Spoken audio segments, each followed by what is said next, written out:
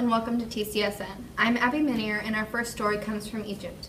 Has ISIS struck again? Could this be yet another terrorist attack? These are the questions so many people have been asking since Saturday's plane crash. On Saturday, October 31st, a Russian commercial jet crashed on Egypt's Sinai Peninsula.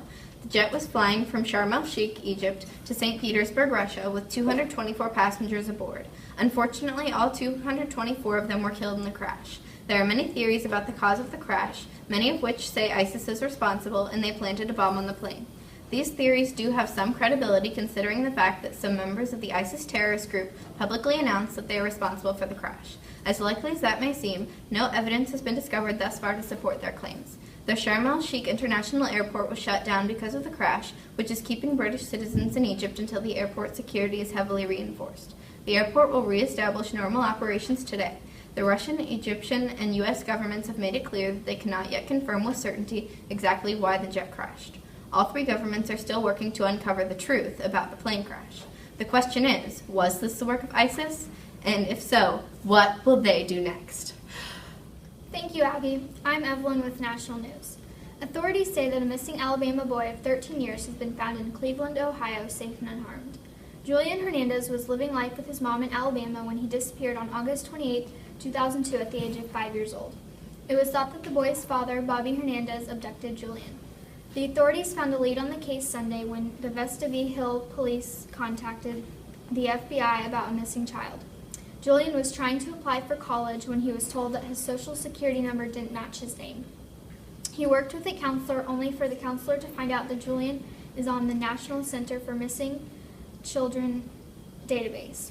The authorities were able to identify the match and notified Julian's mother immediately.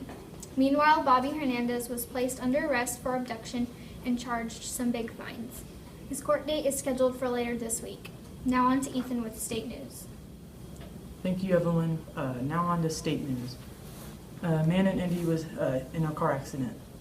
He was on his way home from working late. He was hit under a bypass. He barely survived. He was in a Volkswagen Beetle and was hit by a semi, head-on collision. He was in a coma. He has 4 fractures, 2 broken bones, and he just got out of the coma with 4 days and 11 hours. He does not know where he is. He doesn't know anything about the car accident. Now on to Sarah with science news. Thank you, Ethan. Now for science news. Scientists have discovered a piece of an organism that is from almost 4.1 billion years ago. Scientists thought that no life existed from about 4 billion years ago, but since finding this piece, their opinions have changed, and now they know that organisms existed 300 million years before they thought.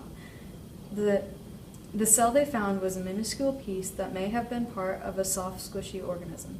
The cell resembled a crystal. This kind of crystal is very rare. Scientists could only find one after searching through nearly 10,000 of them. Scientists have been making new discoveries every day. They aren't sure how long ago living things existed, but we are one step closer to learning the true answer. Now on to Will with good news. Thank you, Sarah. And for our good news story today, basketball star Yao Ming led his Houston team to 4 championship tournaments in America, but his greatest victory may be his work in China to save millions of sharks. Yao joined a campaign in 2006 to ban shark fin soup, which is a delicacy in his native China.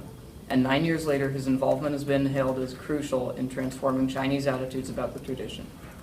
U.S.-based conservation group Wild Aid recruited Yao as the face of its media blitz designed to make people aware of how their food habits were destroying shark populations around Asia. In a television ad, the star athlete is about to dine on soup. He hears that 70 million sharks are killed each year just for their fins and looks up from his soup to see a wounded shark in an aquarium tank. He pushes his soup away in disgust, and other people in the restaurant watching him follow his lead and do the same. That's pretty much what happened in real life. The campaign first gained traction during the 2008 Beijing Olympics, where Yao was a huge draw playing for the Chinese national team in basketball. That's all we have for you today, and thank you for watching TCSN.